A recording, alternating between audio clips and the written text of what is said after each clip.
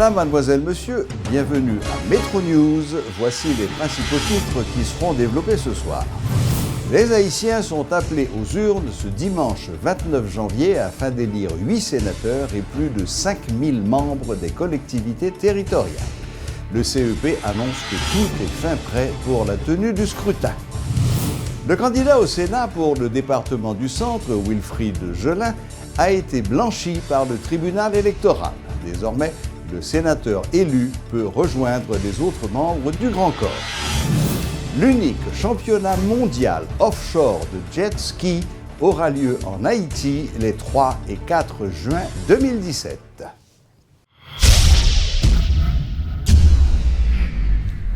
Le CEP est fin prêt pour les élections locales et législatives partielles qui doivent se dérouler ce dimanche 29 janvier.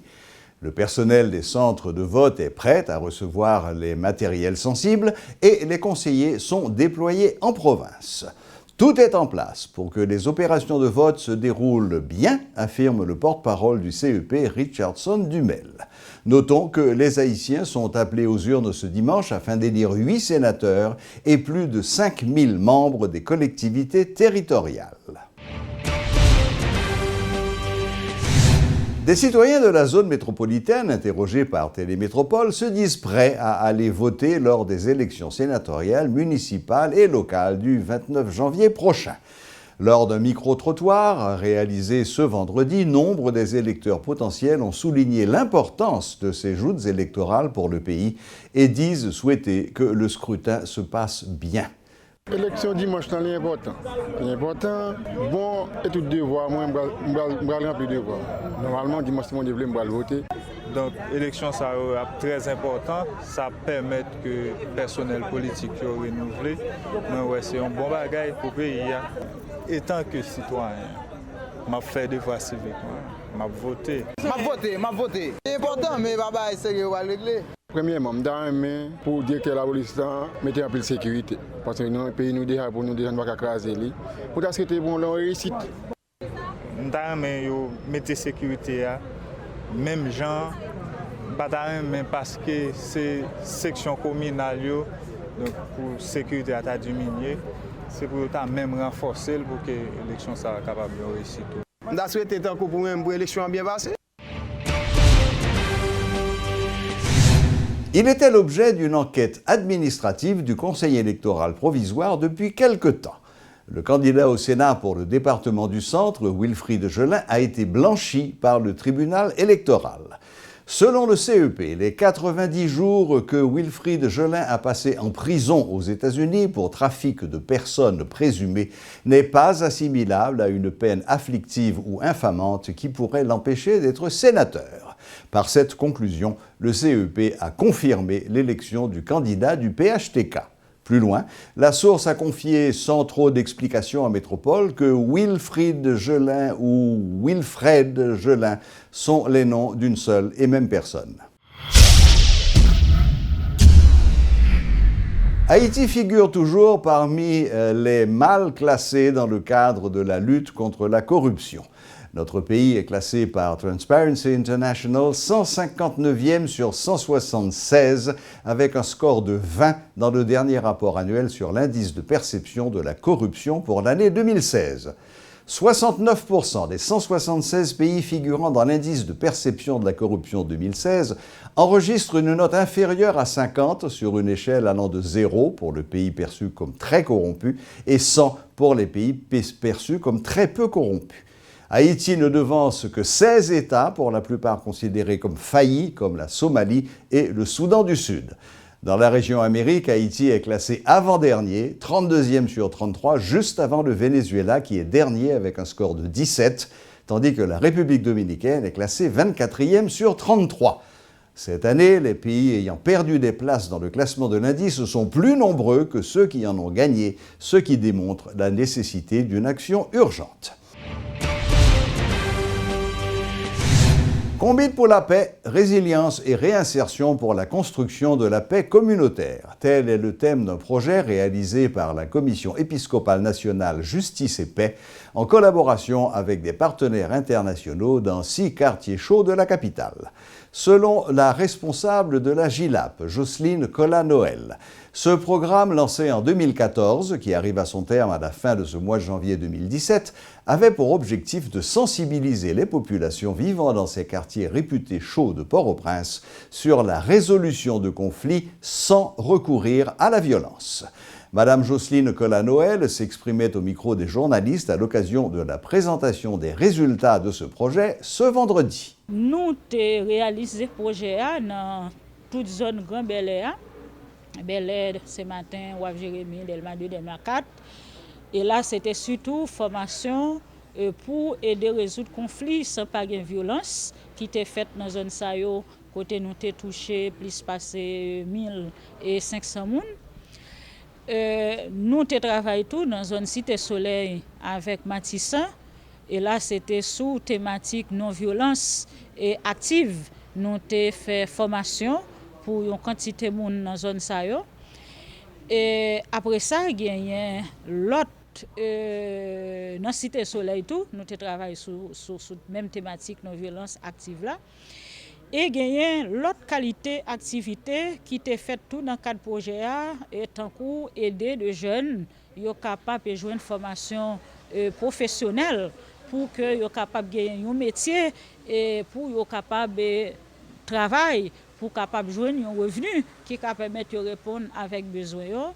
Tu gagné tout de activités appui psychosocial, de travail avec jeunes, avec petits monde dans l'école, et puis tout de travail qui est capable de permettre de organisation, de leader organisation dans la communauté Sayo. Donc yo même yo capable d'expérimenter de petits projets dans la communauté Payo, toujours qui allait dans le sens qui gens yo capable collaborer pour aider la paix capable de prendre pied dans la communauté Sayo.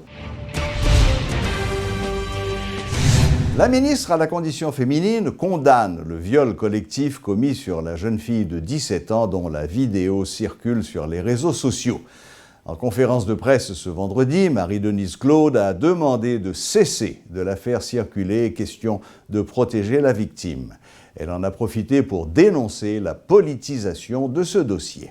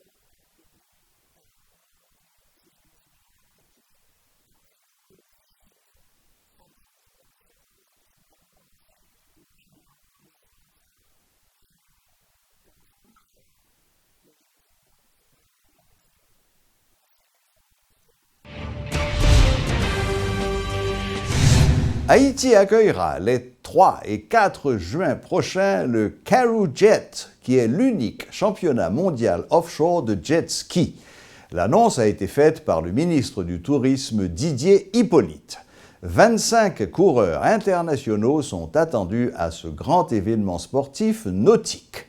Selon le ministre, malgré le caractère élitiste de cette discipline, cette activité réunira tous les corps de métier en son sein, précise le ministre. ça que nous voyons là, moi sûr que nous tous nous identifions, nous avons une belle main, nous comptons plaisir nous avons des hauts niveaux au niveau sportif, le nous entraîner, le nous impliquer nous. Et prospection destination a déjà faite, yo vini, yo gardé possibilité yo confirmé que est capable de faire en Haïti. Jodi à la c'est place ministère du tourisme avec comité organisateur Haïti pour que nous encadrions, pour que nous réaliser bel événement ça. Nous-mêmes nous connaissons que la fête déjà la fête, nous connaissons que l'ICA fait. C'est que nous-mêmes gagnons prétention pour que la compétition mondiale là capable de venir en Haïti. Et c'est un sentiment que nous partageons.